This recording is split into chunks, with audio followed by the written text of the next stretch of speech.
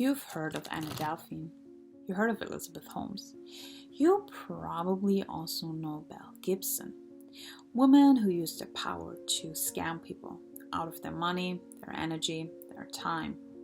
But have you ever heard of Jeanne de Valois-Saint-Rémy? A woman who used her means to damage the reputation of the queen at the time, Marie Antoinette? No? Then let's get ready for this wild ride I'm about to take you on.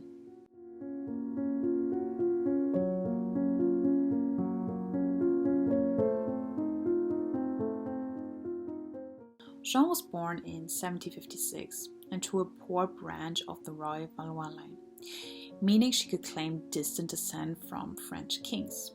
But her name didn't secure her any royalty. Jeanne was one of 6 siblings. Sadly, 3 of them passed away in childhood, but the other 3 surviving ones, Joseph, Marie, and Jean, seemed to have a really rough upbringing. It's said that they were neglected, tending to cows just to survive. Their father died young, and the family was largely abandoned until local clergy and wealthy patrons stepped in. When genealogists at Versailles confirmed the children were descended from the Valois kings of France, the monarchy granted them small stipends and schooling reserved for fallen nobles. Jeanne was sent to a convent school in Passy, where she was expected to become a nun. Instead, she left determined to reclaim the status she believed she was owed. So Jeanne understood something really important. In a society obsessed with status, the appearance of nobility could be as powerful as nobility itself. So she married Nicolas de la Motte, adopting the title of countess, and entered aristocratic society through charm and ambition. But this marriage didn't provide her with the means she wanted and needed. But she kept dressing herself in illusions to enter the glittering world of Versailles. You see, at this time, by around the 1780s, Marie Antoinette was one of the most hated women in France. There were so many rumors spread about her, painting her as a morally corrupt, arrogant, and frivolous woman. While the ordinary person struggled a lot with the rising prices of bread, a food which granted survival for most, the queen lived excessively, dressed in the most expensive silk garments while gambling and living big. And this is where a glittering, shiny object enters the scene, one with the power to destroy the queen's already crumbling reputation even more. There was this extremely expensive diamond necklace, which was originally commissioned for King Louis XV's mistress. 2 jewelers, Charles Böhmer and Paul Bessanger, designed this piece with the hopes of creating the most spectacular diamond necklace in all of Europe. It contained nearly 650 diamonds, weighing around 2,800 carats, and costing roughly around 1.6 to 2 million livres. The jewelers expected the king to purchase it for his last mistress. So, why didn't he buy it? Louis XV fell ill with smallpox in 1774 and died before completing this purchase. After his death, his mistress, Madame de Berry, was expelled from court, and the jewelers were left with an absurdly expensive necklace that no one could afford. And the new King Louis and his queen, Marie Antoinette, didn't want this piece either. But Charles Böhmer invested a fortune into this piece, and if it wouldn't sell, he'd face bankruptcy. Jeanne recognized a golden opportunity here. While she couldn't find an access directly into Marie Antoinette's life, since the queen already heard of Jeanne's bad reputation and avoided meeting her at all costs, Jeanne found a different way. Around 1783, she encountered Louis-René de Rohan, one of the most powerful churchmen in France. She became his mistress and confidant. She discovered one of his weaknesses pretty quickly. The queen despised Rohan, but he clung to the hope that one day the 2 of them would reconcile. So Jeanne paired up with Nicolas, her husband, and Jeanne de Valois-Saint-Rémy, an exceptionally skilled forger. She devised one of the most audacious frauds in French history.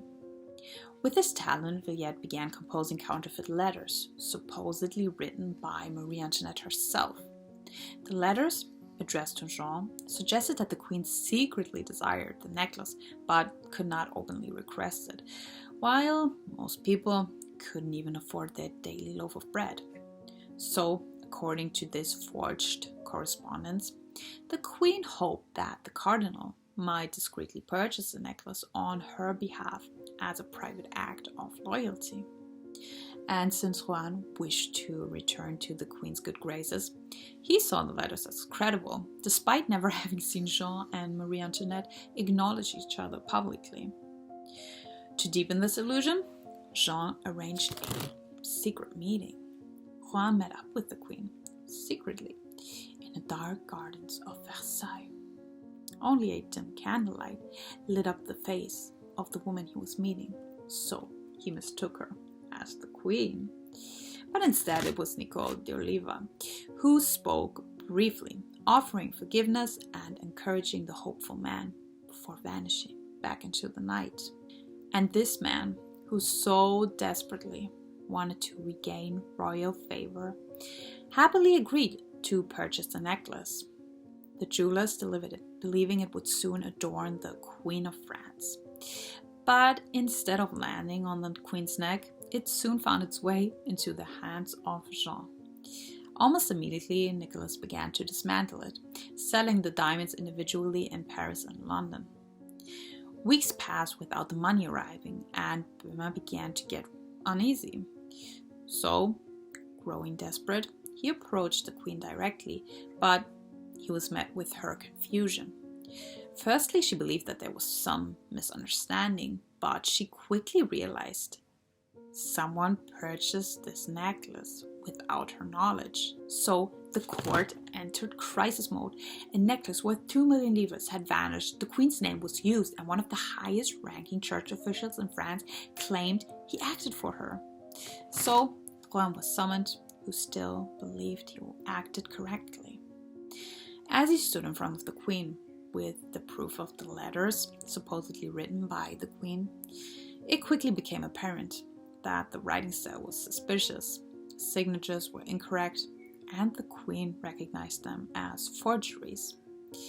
It didn't take long for the illusion to collapse. Louis XVI reacted furiously, choosing a public, dramatic outing to defend the monarchy's honor. On August 15th, 1785, the Feast of the Assumption, Cardinal de Rohan took part in the grand ceremony at Versailles to perform his religious duties, but instead he found himself before court. The king interrogated him directly. Did he really believe that the queen ordered the necklace? Had he truly met her secretly? Did he possess proof? Rohan was arrested on the spot. But instead of defending the monarchy and regaining trust, the king sent a shock wave through the country, since cardinals were rarely treated this way. Authorities began their investigation, and the network quickly began to unravel. Valois eventually admitted he forged the letters. Nicole de Oliva confessed that she impersonated the queen during the nightly endeavor. It probably would have been wiser to handle this case behind closed doors, since the king and the queen were already under so much scrutiny. But again, determined to defend their honor and silence the rumors, the king and the queen insisted on a full public trial. Juan was acquitted, and the crowd celebrated his release, seeing him less as a criminal than a victim of royal manipulation. Furious, Louis XVI exiled the cardinal to one of his own estates in southern France. Jeanne de Valois-Saint-Rémy, who forged the letters, was convicted of forgery and banished from France. Nicole de Oliva was acquitted. The harshest punishment fell upon Jeanne. She was publicly whipped, branded with a hot iron as a thief, and sentenced to life imprisonment. Despite this, she captivated the public imagination. Many sympathized with her more than they did with the queen, seeing her as a daring survivor who had outwitted a corrupt aristocracy. Her imprisonment didn't last long though. Disguised as a boy, Jeanne escaped prison and fled to London. There, in 1789, the very year the French Revolution erupted, she published sensational memoirs defending her actions while viciously attacking Marie Antoinette. The memoirs didn't do any favors to the queen's already very crumbled reputation. Jeanne painted her as deceitful and immoral, deepening public hostility towards the monarchy at precisely the moment royal authority was collapsing. Jeanne's own end was as dramatic as her life. In 1791, while living in London and reportedly hiding from debt collectors, she fell from the window of her lodging under violent and mysterious circumstances. Reports describe her body as horribly mangled, with shattered limbs and severe injuries. Whether the fall resulted from panic, accident, or attempted escape remains uncertain. She died shortly afterwards, 2 years before Marie Antoinette herself would be executed in 1793. So here we have the ultimate fake it till you make it scam. In Versailles, nothing needed to be real to feel true. Forged letters, a staged meeting under candlelight, a story people wanted to believe was enough to morph fortunes and shake a monarchy already standing on unstable ground. And Jeanne understood how to use the shaky ground Versailles was standing on at the time. Long after the diamonds were scattered and the court moved on, the story stayed behind. Sometimes the most dangerous lies are the ones that fit neatly into what people already believe.